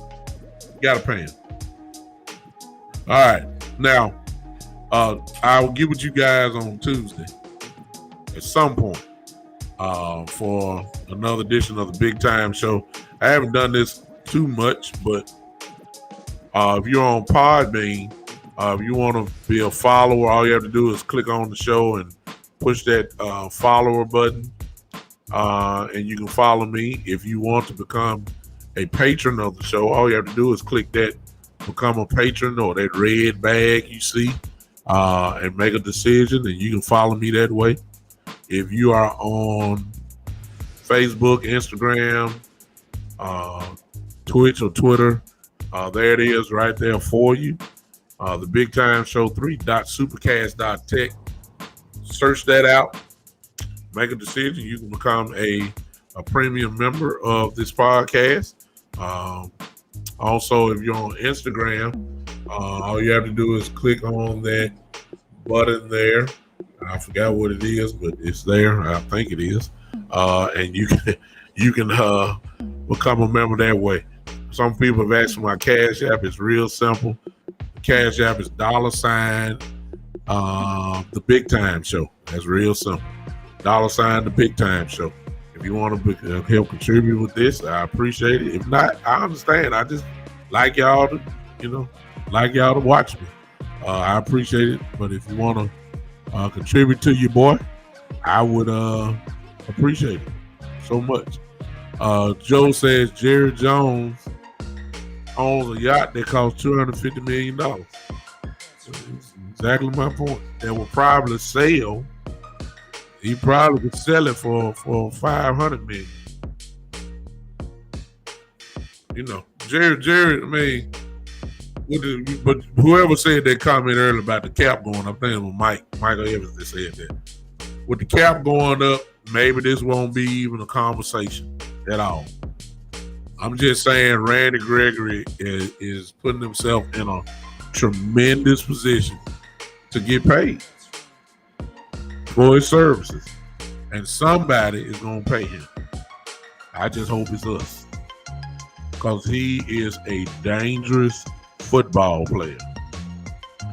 Very dangerous. Cowboys have been blessed, y'all, with guys who really don't hold out.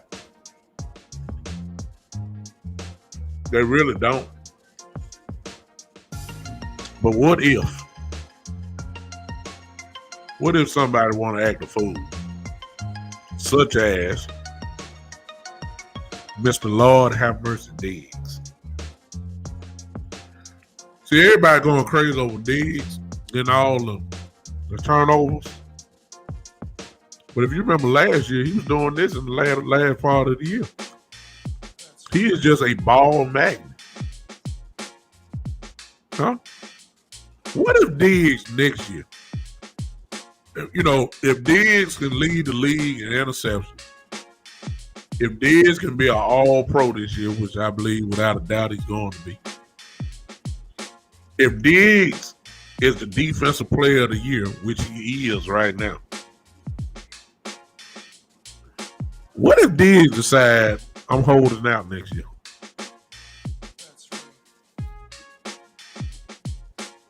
Because certainly you can't pay me $600,000. Let me look at this up. Let's play what if, y'all.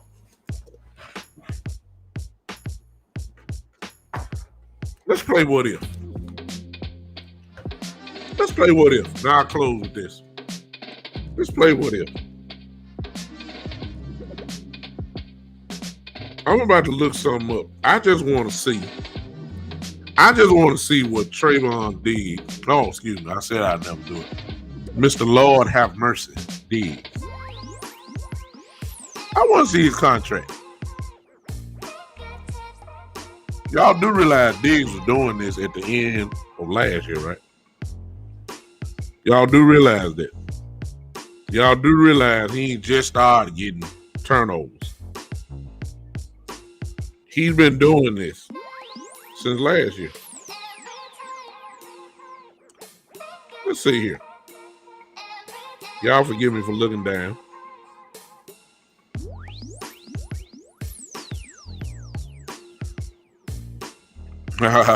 Look at this, y'all. I'm on Sports Track.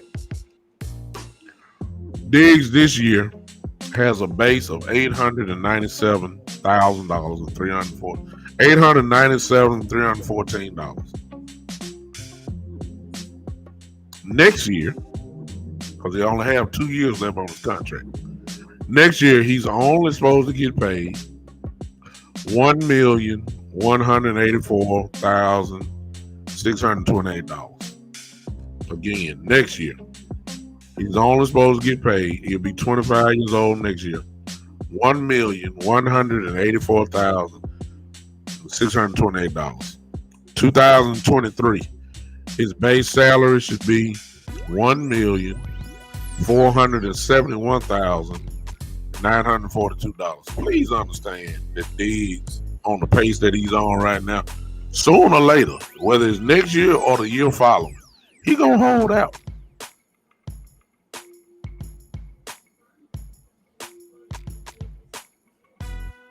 Wouldn't you? Shit.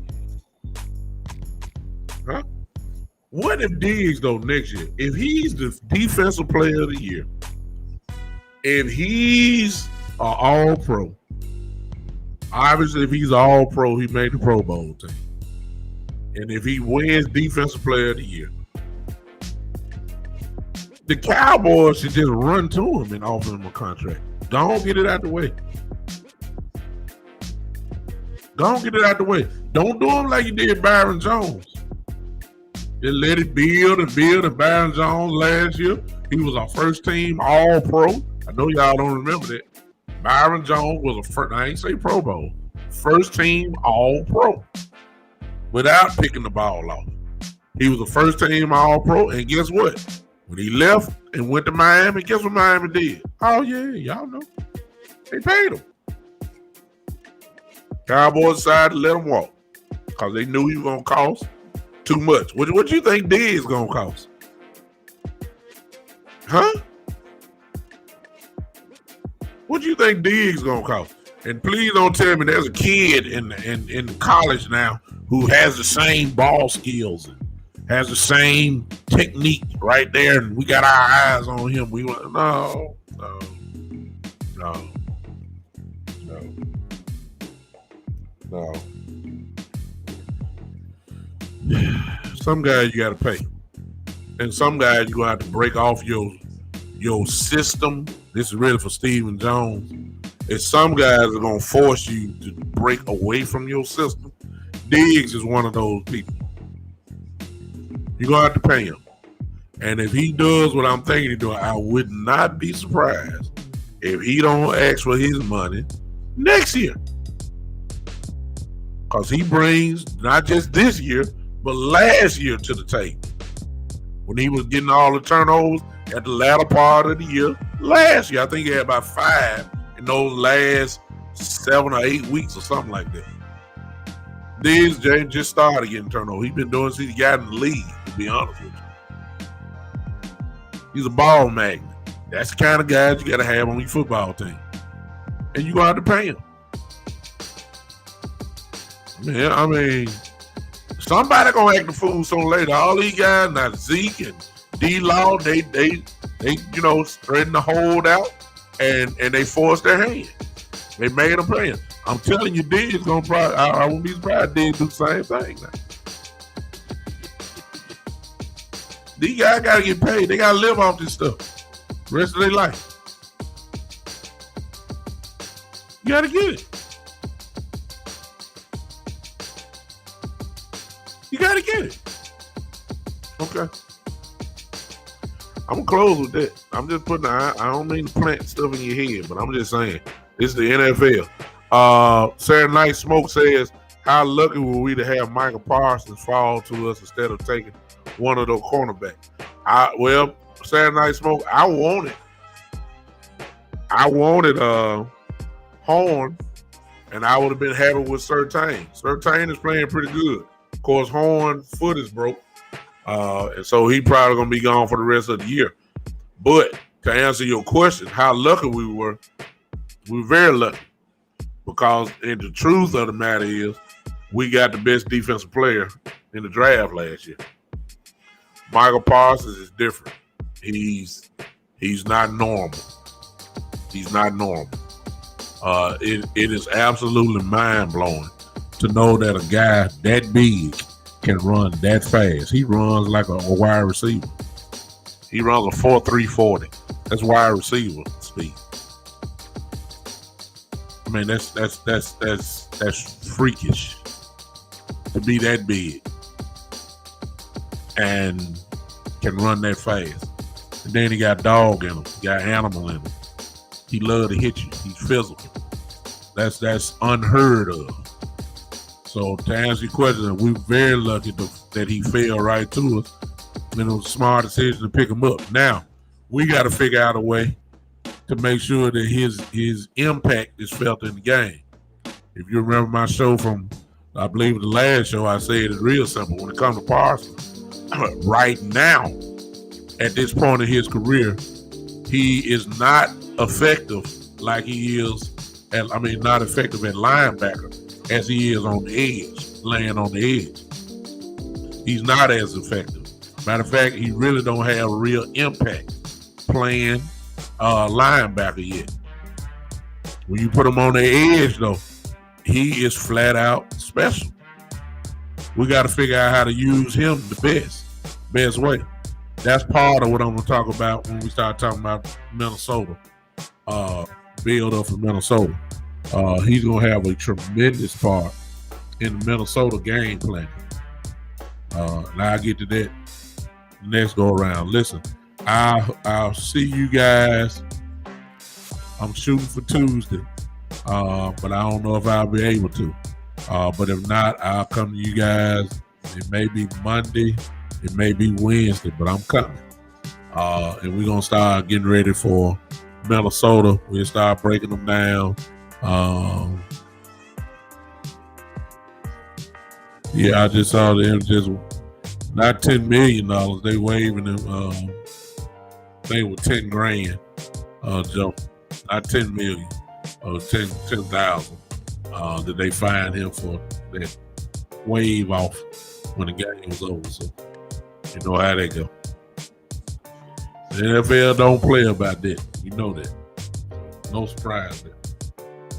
All right, gentlemen, ladies who gonna watch this a little bit later. Listen. On my next show, hopefully, if I do it Tuesday, I have a special guest with me. The Queen will be with me. For those that don't know Queen, we just call her the Queen. I don't want to pronounce her name wrong, but just know that the Queen will be with me. Getting ready for Minnesota game. We're gonna have some fun on that night. Female power will be in the house. She is no joke. She is a wealth of information, and she loves the Dallas Cowboys like I do. Matter of fact, she might be a little bit better than I am. So I'm just telling y'all, when the Queen comes in, you probably need to pop in on it. She's gonna be dropping some knowledge, I guarantee you. All right, listen, guys, I appreciate you guys hanging with me. It's been fun on this Freestyle Friday. Tomorrow, look, I don't even look at the schedule. Tomorrow, all the haters, let me just put it this way, all the Cowboy haters will finally watch their team probably for the first time. Tomorrow. Yeah. They for the first time, they're going to watch their team. Because you know what they be doing. They watch us. You all know on your remote where you can flash in real quick, go over the previous channel. They watch us first. Their previous channel is their team. But they're watching us. So tomorrow, finally, they will get the chance to finally watch their team for an entire game instead of worrying about us. For the first time. The NFL gonna suffer tomorrow. They are. Because the Cowboys not playing. When the Cowboys play, the fan base of the Cowboys play, the haters watch, and that right there generates that's why the Cowboy game is always highly rated. Because the fan base watch and then the haters watch. They ain't watching the other team. I'm just telling the truth, y'all. It is. So the NFL is going to suffer tomorrow because who is this? Joe says tomorrow the Eagles, Washington, and the New York Giants all losing. Oh, that's great. That's perfect for us. We need as much cushion as we need. I want the NFC East wrapped up as quick as possible. That way I know we're making the playoffs. I know we're going to have a home playoff game. But let me throw this in. While we 5-1, guess what? We're in battle as of right now for home field advantage. I think the division is going to be wrapped up barring a catastrophic injury. If Dak Prescott go down, then, things may get interesting. But as long as Dak Prescott is playing for the Cowboys, this division is just about over with already. I think we got about a 3-game cushion. When you look at the head-to-head battles, the second place team, we're good. We don't need to lose one game in the division. That'll make it dang near a 5-6 game lead. I mean, it'll be over with. We need while we got the chance, since we're in the mix for home field, every game is serious. I would love to have home field advantage. I would love it. I think the division is we got that. We got bigger fish to fry right now. Let's win the division. Well, let me take it back. Let's step by step. Let's win the division first. Then let's worry about see where we at for home field and all that kind of stuff. And let's just continue to win. Oh, Mike, he said, well, I'm wondering where all the people that said Dak didn't deserve his money. They still here. They're just real quiet because they see what's going on. That's what the haters do. That's why your timeline on Facebook and Instagram and wherever else you do, your Twitter, that's why it's been real quiet, y'all. They see what's going on. They don't want to give credit. They want to say, wait till December. That's what they're going to say. Wait till December. I ain't waiting on December. I'm talking about right now. What we doing now? I don't want to hear nothing about no December. What did we just do to the Patriots? That's what I'm talking about. when we get to Minnesota, what happened in the Minnesota game? Don't talk that. That's their way out of not giving credit. Y'all wait to December. Why we gotta wait to December? Huh? What we gotta wait to December for? Talk about right now. How we destroying people. Talk about that. You don't want to talk about that. The haters don't want to talk about that. Because they have to get, they hate us so much they don't want to give credit. That's why they quiet right now. They can't wait till we lose the game. Oh my God. It's gonna be like, wow. I'm gonna be like, man, I thought you had deleted your Facebook account.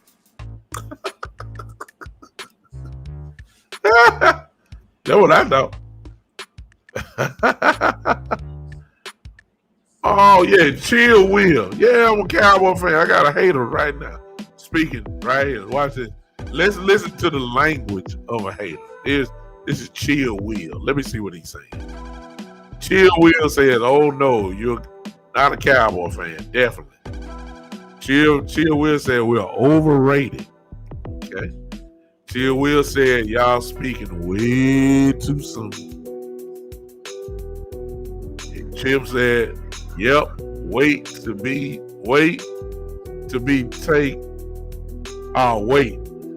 take that L when it counts. That gonna be hurt." See, this is the language of a hater. Appreciate you, Chill Will, for showing up. Thank you. We're going week by week, Chill Will. I ain't even looking down the line. I mean, if it sounded like I'm really not, I'm just talking about the division. Let us win the division. Let's keep doing what we do, and then we'll keep going. You say we overrated? Okay. The old saying is beauty is in the eye of the beholder. So right now to you, we probably ain't that pretty. Okay, I get it. To a lot of us, we ready to rock. So but to you, I'm not gonna knock you. You say we're overrated? Okay, we'll see. We'll see. Chill Will, if you still here, my brother, since you're definitely a Cowboy hater, I'm not even gonna talk about it. I just want to know who you stand with, if you don't mind. Who you stand with, Chill? Type that in so I know. You're a Cleveland Brown fan. Okay. Cleveland, very talented team. Big win on Thursday night. The Browns are pretty good. Good defense. Two great running backs. Baker is a good, solid quarterback who's hurt now. Case Keenum. Y'all pretty good. I ain't gonna talk about you. I'm just gonna say, hey. That's what say Chill. Here go Chill Will. So you just messed up right there. You just said Chill Will say Baker sucks like Dak. Okay. Well, that's why that. So when you come to the show, we talk with logic. Okay. That statement there saying that Dak sucks. I don't know what TV you've been watching. I don't know what game you've been. Maybe you've been playing with Dak on Madden or something. But I don't know what. Yeah, exactly. Yeah, I don't know what. Chill, I don't know what world you're living in, but I don't think you're gonna get too many people that's gonna agree with you saying that Dak Prescott sucks. You understand? Over here on Facebook, Chill Will, they lighten you up over here. They say the Cleveland Browns are bums. I ain't gonna say that. Okay, Cleveland got a good team. They really do. He said, but they still have the elephant in the room in Odell. Yeah, Beckham just can't get right. That's his new nickname. Can't get right. He said, oh yeah, Dak sucks in Madden too. Well, Chill Will, I don't know about it. It just depends on who controlling that. Cause see, if you go against me with that, and let me just go on in that mystery right now.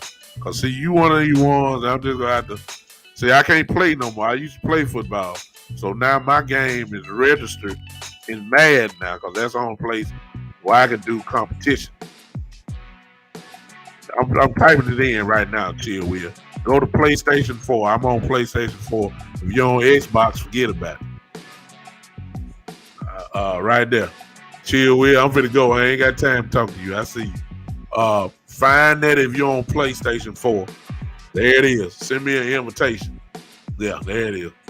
Big Time Lou 20. That's my handle on. I don't know what it is. It's either Big Time Lou or it's Big Time Lou 20. There it is. If you're on PlayStation 4, and let me go and put this out for all y'all watching now, just in case y'all want to try me in that, I'm available. I'm available. Okay, I'm available. If you want to try me, if you're on PlayStation 4, go type in. It's either Big Time Lou 20 or Big Time Lou. It's one of them. Come on, friend me right now. I'm gonna turn it on, friend. And Chill Will, since you're a Brown fan, and since it's obvious you play Madden, I'd be glad to play you. You understand? That's all I'm gonna say. I'm gonna see how bad Dak really, Huh? Okay. Yeah. See, I don't talk about it. I'm just gonna say, come on, let's go. I don't know what you're on. Xbox, PlayStation, I don't know. But if you're on PlayStation 4, come see me. Matter of fact, anybody that's here on Facebook or Twitch, Twitter, or whatever, come see me.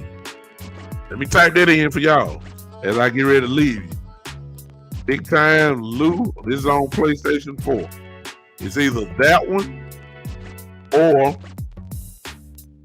it's either this one. It's one of the two. I don't forget it. There it is. Y'all come see me. All y'all that's gonna be watching on other days, come see me. All right. That's it, y'all. I'll see you guys next week. Chill Will. I don't know if you follow me. Oh, you're on iPad and MacBook. He said he sucks on PlayStation, Xbox, Nintendo, Atari, iPad, MacBook. I like you, Chill Will. I like that.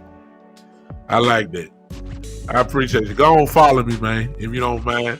Follow the show. I come on Tuesdays, primarily Tuesdays and Saturdays.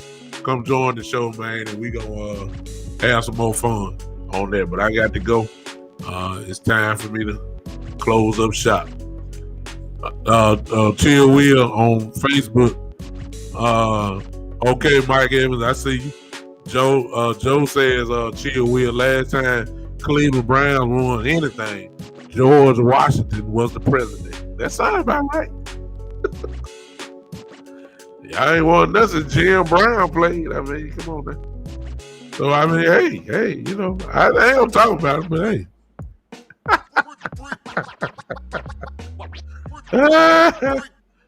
Yeah, man. I appreciate it.